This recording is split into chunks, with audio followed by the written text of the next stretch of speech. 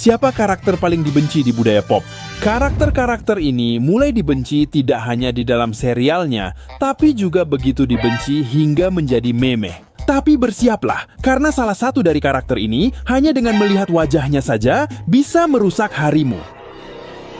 Sakura Haruno pertama, mari kita bicara tentang karakter yang benar-benar membuat kita sakit hati, potensi yang terbuang sia-sia, Sakura Haruno.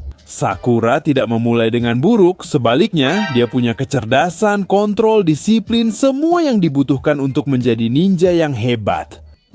Bahkan sepertinya dia akan mendapatkan perkembangan lebih banyak daripada Naruto sendiri, tapi semuanya jadi berantakan. Mereka memilih menjadikannya gadis kecil yang rela berkorban demi Sasuke, bukan memberinya masa depan cerah. Setiap kali dia hampir jadi sesuatu yang mengesankan, dia selalu kembali memuja naksir terbesarnya. Meski sudah berlatih keras, menang banyak pertarungan, dan maju secara medis, dia tetap saja hanya jadi peliharaannya Sasuke. Dan yang terburuk dari pasangan ini adalah cintanya tidak menarik. Bukan cuma Sakura yang terobsesi pada cowok yang tak peduli padanya. Itulah yang membuat frustrasi. Sakura sebenarnya mampu meraih banyak hal. Punya momen bagus, pukulan berat, dan keputusan cerdas. Tapi setiap kemajuan selalu diikuti kemunduran besar dalam harga diri.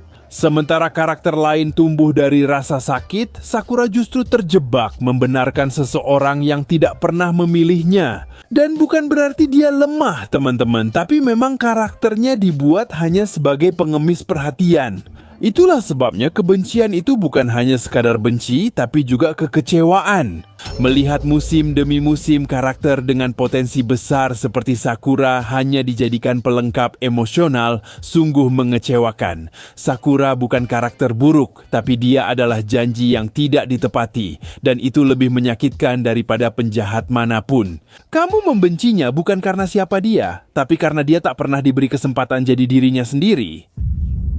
Velma mendapat 2 kali lipat kebencian dari banyak orang. Pertama-tama, Velma dalam versi klasiknya sudah merupakan karakter yang hebat. Dia cerdas, membantu, dan tidak pernah perlu merendahkan siapapun untuk membuktikan bahwa dia punya otak. Jadi kenapa mereka malah mengubahnya dan meninggalkan versi yang seperti ini? Sekarang Velma versi modern lebih suka memerintah dan mengoreksi orang lain daripada menyelidiki, seolah-olah melatih anjing. Tidak. Sepanjang waktu dia selalu mengingatkan orang lain bahwa mereka bodoh, bahwa dia lebih unggul, dan kalau bukan karena dia, dunia akan hancur. Tapi kejutan, dunia tetap saja hancur, bahkan lebih parah gara-gara dia juga. Masalahnya bukan karena dia percaya diri, tapi justru karena dia sangat beracun. Dia sudah tidak berkontribusi lagi ke grup, malah menguras energi dan merusak misteri serta keunikan serial ini. Setiap adegan dengannya seperti bekerja dengan orang yang paling dibenci. Kamu bahkan berharap dia diam dan seolah sudah tidak ada. Mereka mengubah Velma dari teman pengertian menjadi sangat menyebalkan. Dan terakhir, untuk menambah parah, ibu ini juga sangat genit, seolah-olah kita belum punya cukup alasan untuk membencinya. Bayi dari zaman es. Bayi dari zaman es, musuh publik yang tidak pernah diminta siapapun, tapi semua orang belajar membencinya tanpa perlu penjelasan. Anak kecil berkepala besar itu, dengan mata besar dan senyum nakal seperti sudah bikin masalah dan akan ngulangin lagi. Karena jujur saja, setiap masalah di zaman es dimulai, diperparah, atau diperpanjang gara-gara bayi jelek ini, dia diam, tidak membantu dan tidak mengerti.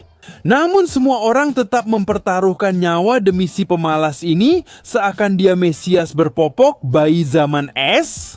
Dia bukan lucu, dia anak kecil pembawa sial. Selalu saja hampir celaka dengan berbagai cara. Karakter lain harus berhenti bertahan hidup di zaman es hanya untuk jadi pengasuh penuh waktu. Manny tidak bisa memproses traumanya. Sid tetap menyebalkan. Diego tak bisa menebus diri dengan tenang. Semua ini karena bayi itu kembali merangkak menuju bahaya. Yang terparuk, dia tak pernah belajar. Tak ada perkembangan, pertumbuhan, atau konsekuensi. Si bayi masih tersenyum saat ekosistem runtuh. Kamu melihatnya, tapi tak berpikir, aduh lucu sekali kan? Kenapa tidak ikat saja sampah itu sebelum membunuh seseorang? Tidak memberi kontribusi naratif, tapi semuanya berpusat padanya, sehingga internet membencinya. Bukan karena wajahnya yang mengerikan, tapi karena dia selalu menempatkan diri dalam bahaya dan membuat orang lain harus menyelamatkannya. Saat akhirnya dia dikembalikan ke orang dewasa, kamu justru makin kesal karena dia selamat dan tidak terkubur di es. Bayi ini tidak memberi kenangan indah pada masa kecil siapapun, dia hanya membuat kita stres. Dan karena itu, meskipun dia tidak pernah mengucapkan sepatah kata pun, dia mendapatkan salah satu kebencian paling universal dalam budaya. Hanya karena keberadaannya tanpa usaha. Semua orang bilang mereka suka Ash Ketchum, tapi kalau kita jujur, sekarang bahkan malas untuk membelanya. Dia adalah protagonis abadi, teman yang sudah puluhan tahun belajar tapi tetap saja tidak pernah lulus bahkan dari taman kanak-kanak.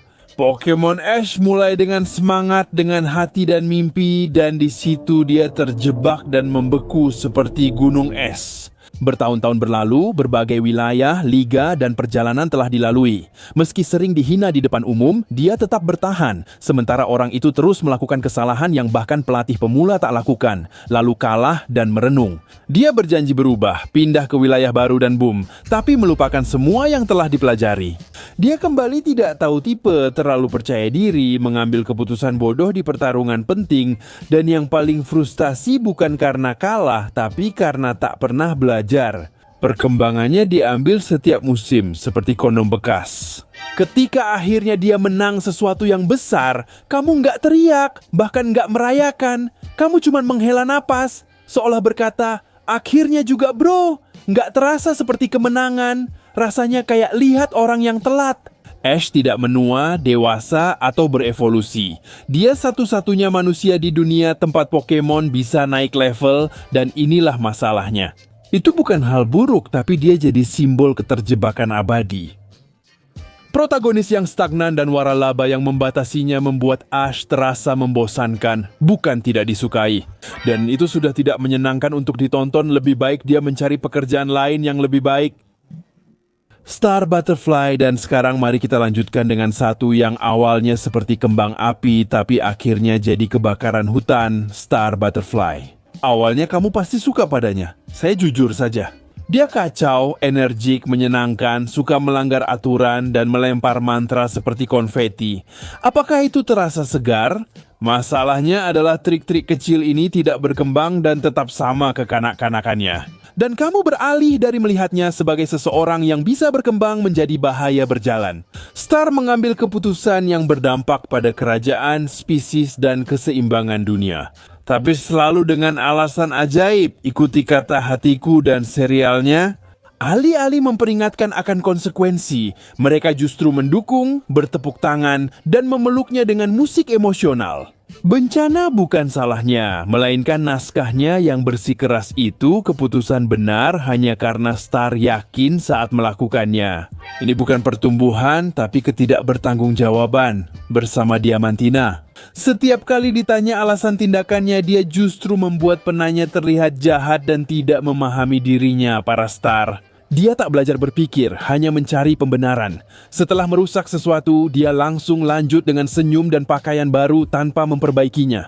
Awalnya pahlawan wanita yang kacau, akhirnya berubah jadi bom moral yang menentukan nasib semua orang tanpa izin. Star Butterfly dibenci bukan karena kesalahannya, tapi karena dia tak pernah meragukan diri setelah bencana. Menghancurkan dunia sembarangan bukan tanda keberanian, tapi justru memperburuk dirimu.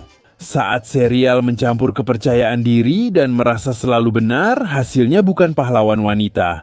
Ini adalah pengingat yang jelas bahwa niat baik juga bisa menghancurkan segalanya. Dan itu, teman-teman, adalah contoh yang sangat buruk.